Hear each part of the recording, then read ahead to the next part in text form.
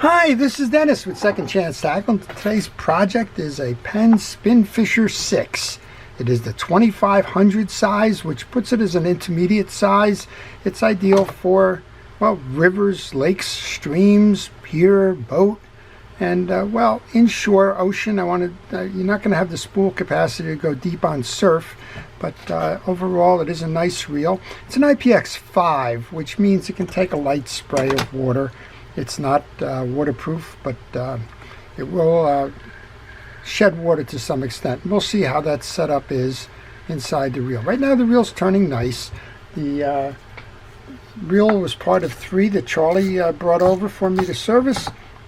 I actually did a video on one of the ones that he did, which is he brought me a Battle 3 high speed, which is a nice one. I hadn't done that version before.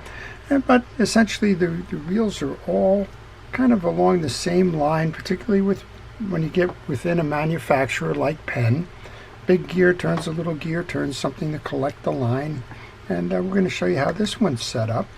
And we'll show you the full service of it if you have one. Now, note that if you have other SpinFisher 6 reels, the dynamics are pretty much going to be the same. It'll just be a matter of the parts being a little bit different in sizes. There may be a different screw or something in there, but internally they're very, very similar. And you can use this video to service other reels like that.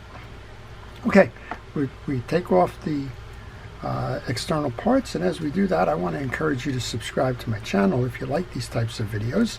If you like to learn about fishing reels, current and vintage, if you like to see how they're serviced and how to take care of them so that they last you for a very long time, then subscribing is the best way to do that. That subscription will let you know when I'm posting videos. I work on all kinds of reels. You're essentially looking over my shoulder in my shop as I work on them.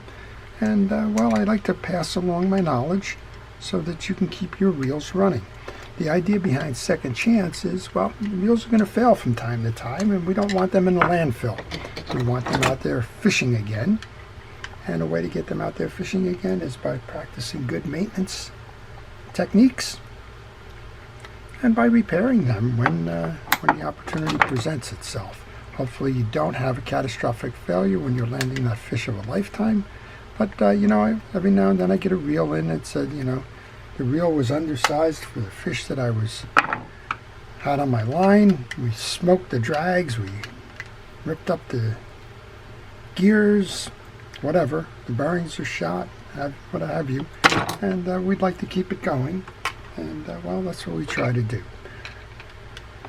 When I take the 3 screws out of the side plate here, put them into a parts tray. I recommend that you have a system for parts management. Mine happens to be a parts tray.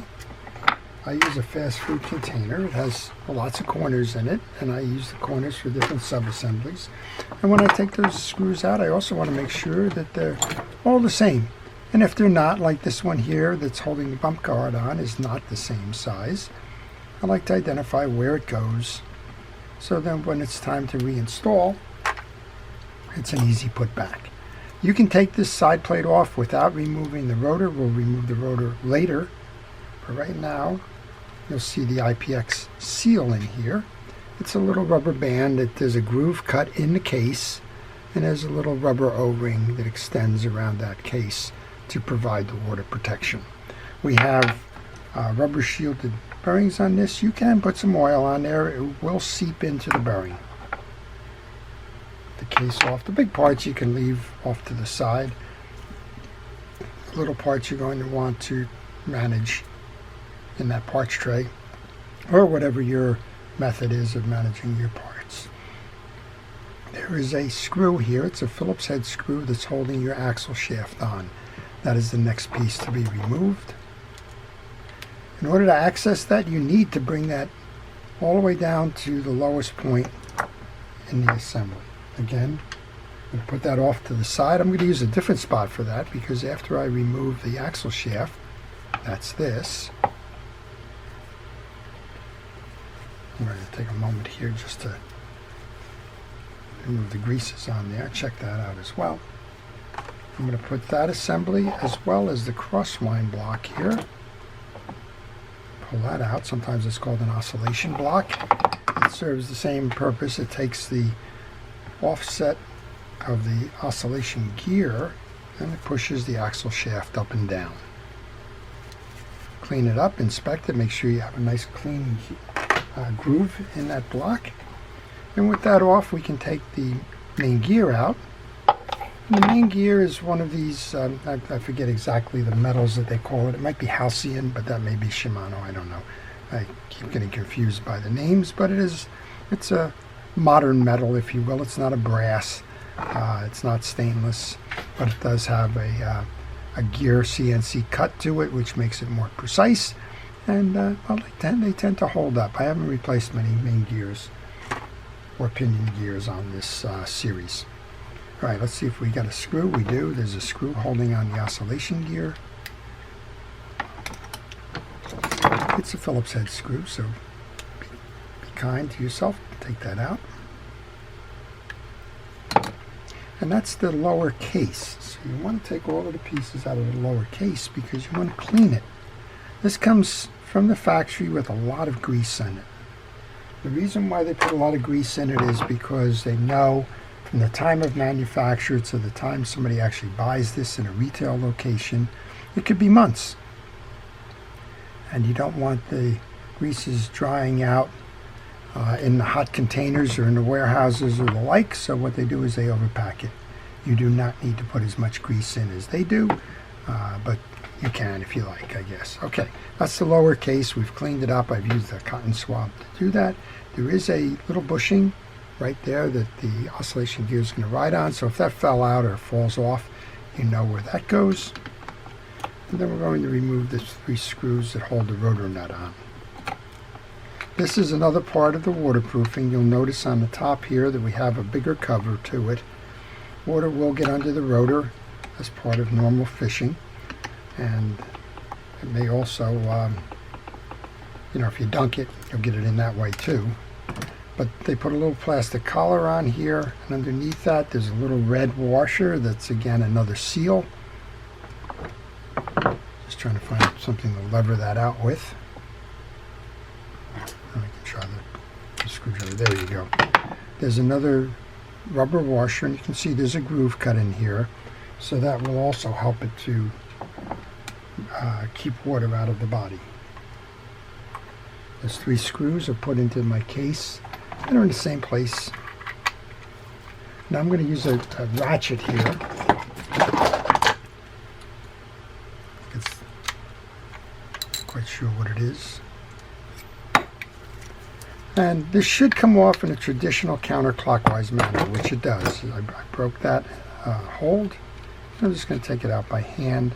You'll notice on one side it's got a wider set than the other, so it's impossible to put this in upside down. Of course, as soon as I say it's impossible, somebody tries to do it. This is a little ferrule that acts as the guide for the axle shaft and sits inside the pinion gear. Make sure when you reinstall that you replace that. We can remove the rotor now. Inspect underneath. Make sure that there isn't any sand or dirt or debris or anything like that. There is a little spring-driven arm on this side. Put a little oil on that, and I've checked this before. This is running fine. If it's running fine, you do not need to remove the bail or the bail arms or anything like that. I just simply use a penetrating oil. As long as it's snapping back, it's doing what it should be doing, and that's the extent that you can spend your time servicing the reel. Again, pretty standard stuff. This actually happens to be the same setup that's on a battle reel. There's going to be 3 screws that are holding the top collar in. Again, it's for waterproofing. You can see that there's a little groove cut here that will mount as well. So make sure you get all those screws loose and out. I try to keep them in that retainer. Doesn't always work. But again, it just tells you that those screws are different from the other screws that you used. You took off on that top collar before we removed the rotor. And they'll pop out at some point, but for now I'm going to try and put this whole assembly in a different part of my parts tray just so that I know if that screw is out it belongs to this piece. Well, if you have any questions on this reel or any reel, leave them in the comment section. I do try to answer them. I do try to help our viewers out, and questions are always welcome. This is the stack for your pinion gear, your anti-reverse gear, and the top bearings. And this is fairly standard across most of the Penn spinning lines in the SpinFisher series from about the, I want to say, the 3 or the 4 version on. It's also pretty much standard across the Fierce and the Pursuit line as well. Should just be able to pull this out. You'll notice on this stack that we have a top bearing, we have a collar, and underneath the collar is a recessed portion there. That's because the inner sleeve for your anti-reverse gear is proud of that anti-reverse clutch, so you need to make sure that you install with that recess facing down. We can remove your anti-reverse clutch, your sleeve, your bottom, and there is a washer, a little shim washer on the bottom of that bearing. Make sure when you put that back on that that goes on first. Sometimes folks kind of omit it or flip that bearing around. And when they do that, it's a little bit of a rough rider. So make sure it goes back in that direction. Clean it off, inspect the teeth of your pinion gear. They're all nice and uniform and clean. We're going to grab this, put some grease on there. I recommend only using fishing wheel grease for your service and fishing wheel oils for service and maintenance. This is a Penn Precision reel grease. That's the blue grease that I use. And I really don't care which one you choose. There's lots of good greases and oils out there. You don't have to buy the Penn specific one, but make sure that you're using a fishing wheel grease and oil. Okay, the inner sleeve just got wiped off, so we can put that back on. You do not oil an anti-reverse clutch. It is a friction-driven device. There are 2 sides on that clutch. One is a plastic side, one is the silver metal side, the casing. That metal casing side faces up. We already mentioned to you about that recess below. That's the next piece that goes on. You can put a drop of oil onto that bearing on top. That piece is now set, and we can reinstall that in the carrier. With that reinstalled, find your little collar for the tie down, and usually, as I mentioned, well, this is what happened here. There's that little O-ring that sits in that groove for waterproofing. Goes like that. Pull one of these screws so I can, or 2. I just wanted to jump out. Line those up.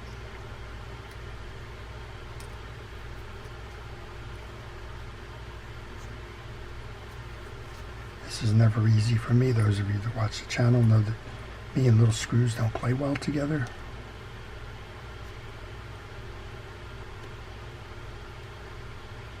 That should be it. Once you get one started, it's a little bit easier to center the others. Let's get that one on. That's number 2. Again, if you're working on a 3000 or a 4000 or a 5000 Series 6 in the SpinFisher, the surfaces are pretty much identical.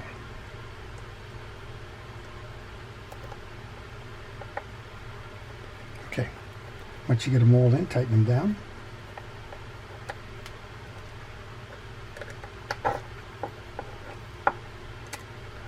Now we can bring our rotor over, mount that. There is a washer that goes next. It's on here. Don't miss that washer either. Just like there's one on the bottom, one on the top of this assembly. We mentioned that we have the ferrule that goes inside the pinion gear, and we have that lock nut up top.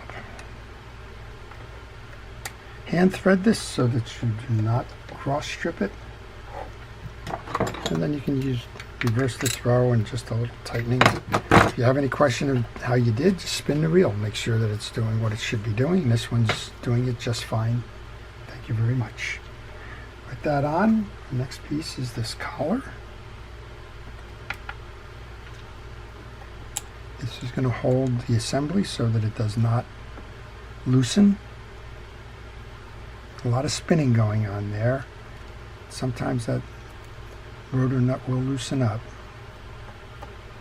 This hold down collar prevents that.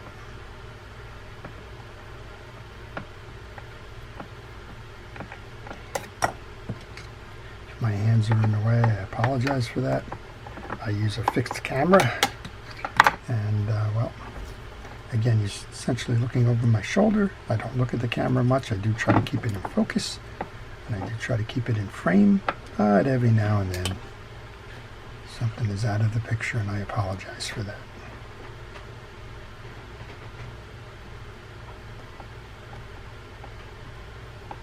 That's number 2.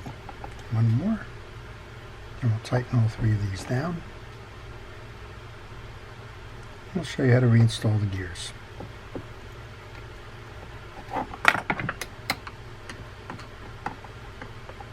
Alright, that's the top end. So next up then, we want to get into the gear case again. We've cleaned and taken an inspection of our oscillation gear. That's the next one in. Again, a nice healthy coat of grease. This one gets grease everywhere. Grease on the teeth. A little bit on the back. They've got a Teflon washer back there. On the face where your crosswind block is going to slide. And then over the bushing in the case.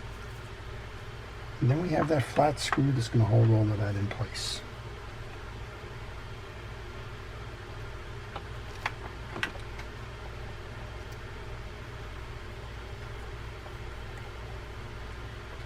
Spin it, make sure that it's spinning, that you didn't do something unnatural there. Next up then is our main gear. There is a shim washer or 2. They're set at the plant. On the other side here, that's to take up any slack in the case. There's always a little bit of leeway in the manufacture of those cases. Some are a little bit proud or whatever. So as long as you're reinstalling the same one, this one looks like it probably has 1 on there. They could go up to 3 on there. But if you find that you're reinstalling a new gear, then you want to check that case measurement again. Alright, crosswind block goes on over the stud. Make sure that you seat the wing of that crosswind block in the groove on this side. And then we can take our axle shaft, light coating of grease, bring that through the assembly up top, and then merge that with your crosswind block to the point where you can see the opening here. With that opening, next up is this little screw, and caution about little screws. If they bounce far. I don't know what it is with those little guys. Alright. Well, we're pretty much done with the case now. We want to take the side plate here. It's been cleaned. We've put that oil in. You can see how it got absorbed into the bearing. Snap this back on. We have the 3 screws. They're next. And normally I would tell you to alternate sides when you're putting screws in, but there's only 3. So the tension is going to be equal regardless of how you go about trying to put these back on. You want to just make sure that you don't have any tension in the case as you're tightening down. You want to make sure that the side seams are nice and tight, not bowing or in any way kind of compromised. And we'll get these 3 tightened down. Put the handle on, the bump guard on, take a look at the drag washers underneath, test it and see how we did.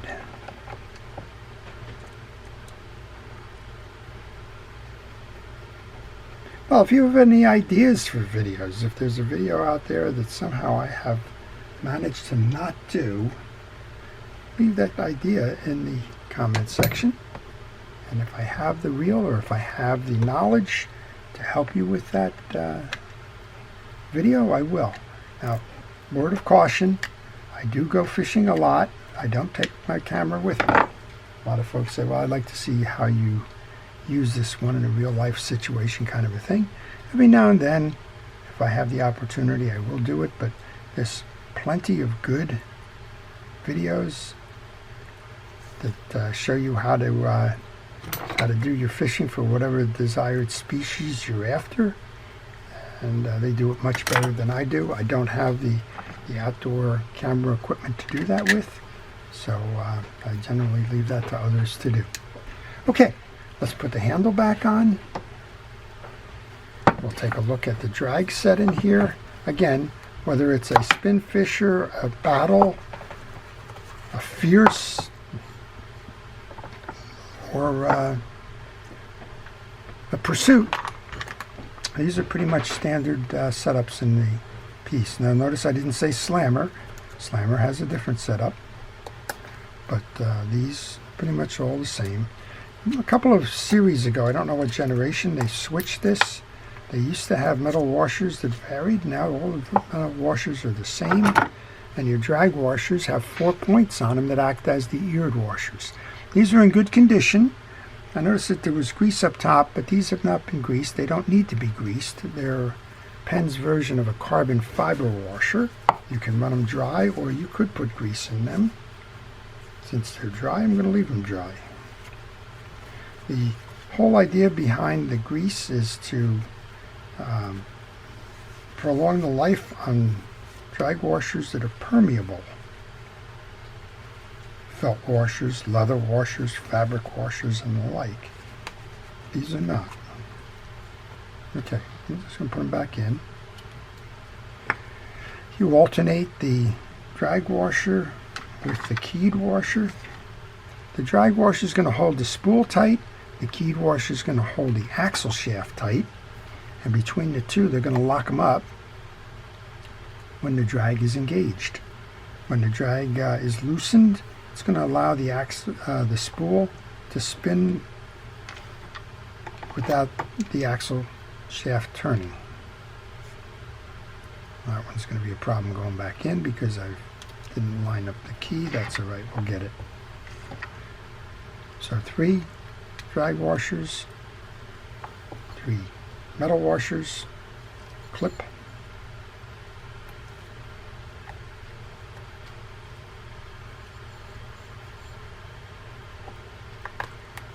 now, as I mentioned, these are pretty standard in the Penn lineup, pretty standard in most spools, the way spools are set up. But just be aware that you might have more or less. All right, here's a good tip. If you have struggles like what I just did there, bring it in from the other side. That'll generally square up the 3 of them and allow you to put it on easier. I don't know where I learned that, but I learned it and it works. All right. Put the adjuster knob back on, we'll give it a full test. Alright, Penn SpinFisher 6, 2500, how to take apart, service it, how to put it back together again, and let's see the results that we got from that. Again, turns nice and free and easy. Check the bail that it's working. Check the drag washers that they're holding. Back the drag washers off when you're not when you're done with that. And well, that's how you service it. Get it going again, keeping it ready to fish and ready to catch the big one. Before I leave, I want to take a moment to thank our first responders, fire, police, EMT, safety, everybody involved in keeping us out of harm's way. Truly do appreciate what it is that you do and the career choices that you've made. I want to thank you for that. I want to thank everybody for watching. I want to again encourage anybody who has not subscribed to subscribe. I do appreciate your viewership, your comments, and your contribution to the channel. This is Dennis with Second Chance Tackle, wishing everybody a great day.